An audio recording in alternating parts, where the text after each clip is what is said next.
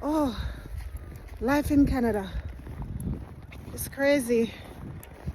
We've been having snowstorms since yesterday, Saturday. It's now Sunday, and it's still going. I have plowed and digged and I've been doing this for about 2 hours, and I'm just taking a break. Let me show you what everything looked like. Look, this driveway is done.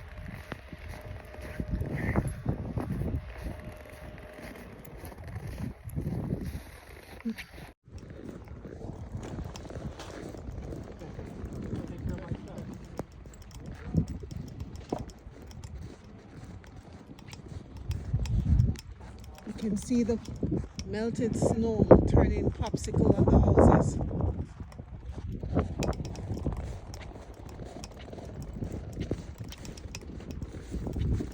And this is my driveway. We managed to move the cars out. Still have a mountain of snow there.